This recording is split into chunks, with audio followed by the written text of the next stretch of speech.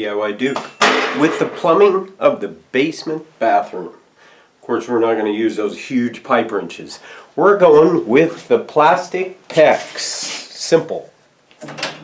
Showed some of the tools before. It's really easy way to go over copper or this old stuff, galvanized pipe. So we just pulled off the water heater over here with some valves and just routed over. This is going to be kind of our mechanical room on this side.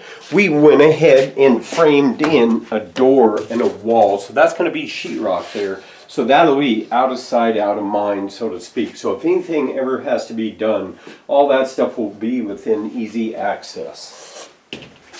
We'll call that the mechanical room. So some changes occurred previously from what we discussed about the framing around this furnace duct. Well, we have the shower pan in down here.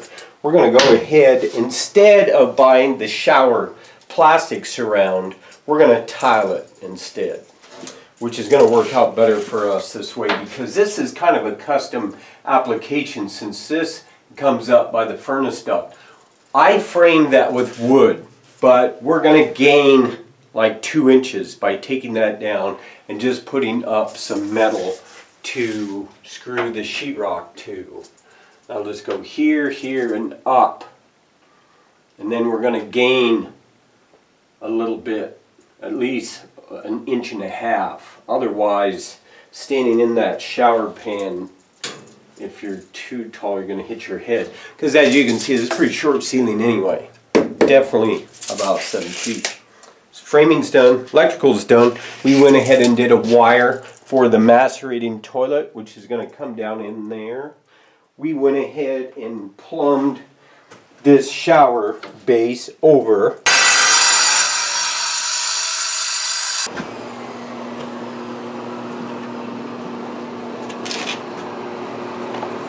Yeah, we have to put a hole in the floor so the trap will go in there, so we don't have to build too high a platform for the shower pan.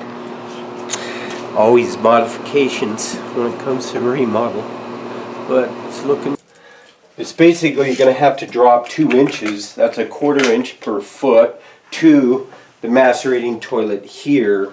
The sink will come in there, and of course the toilet will be 1 unit. That has yet to arrive, and when it does, we're probably going to be ready for it. So we're going to just leave this for now until we figure out where that's going to go exactly. It's going to go here, but I'm not going to put the box in until we know for sure where and which side that's going to be. Same with that. I'm not going to worry about that plumbing until we actually hook up the sink and stuff. Here we went ahead and roughed in the shower plumbing. And that's ready to go. Or we can tile over that and everything. If something goes wrong, and you know it always does, we'll still have access to it behind here. We're going to do a plumbing test though before we close anything up. Next step at this point is drywall. We already got that started. We're going to hang the lid first. Here's the first sheet. This is 1/2 inch sheetrock. And we're on 16-inch centers there, and then we'll go ahead, do the lid, and then start. And there's always a few tips about drywall. We'll get to that obviously in the sheetrock video, but we want to minimize the seams, the joints that we need to tape, and the joints that we do need to tape, we want the tapered ones because they're much easier to tape, but that's another video. So, next time, we're going to be seeing this room sheetrocked. And then we're going to be doing some tile. And man, we're getting close. Just in time for the buff dude's arrival in December. DIY Duke. Until next time.